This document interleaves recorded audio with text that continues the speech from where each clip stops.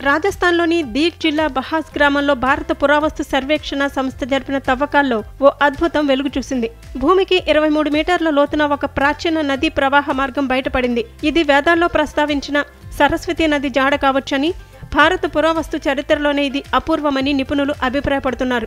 April 2024 నుంచి మే 2025 వరకు సాగిన ఈ తవ్వకాల్లో క్రీస్తుపూర్వం 3500 నుంచి 1000 మధ్యకాలంలో ఇక్కడ నాగరికత విలసిల్లినట్లు స్పష్టమైన ఆధారాలు లభించాయి.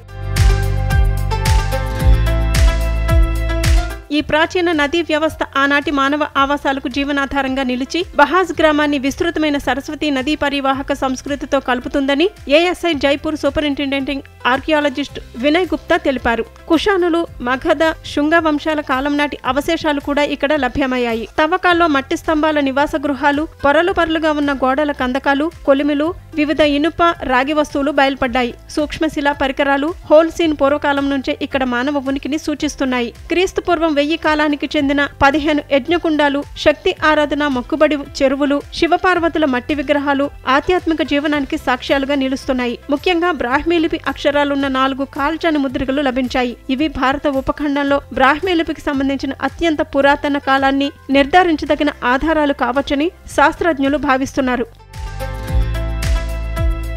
మహాజనపదాల కాలం నాటి యజ్ఞకుండాలలో అక్షరాలు లేని రాగి నాణేలు దొరకడం నాణేల ఆవిర్భావ చరిత్రపై కొత్త వెలుగునిచ్చే అవకాశం ఉంది. ఎముకల పనిముట్లు, విలువైన రాళ్లు, శంఖుగాజులు ఆనాటి హస్తకళా నైపుణ్యాన్ని చాటుతున్నాయి. ఈ తవ్వకాలు భారతదేశ చరిత్రలోనే కీలక అధ్యాయాలను తిరగరాయగలవని వినయ్ గుప్తా పేర్కొన్నారు. ఈ స్థల పరిరక్షణకు ఏఎస్ఐ సాంస్కృతిక మంత్రిత్వ శాఖకు నివేదిక సమర్పించింది.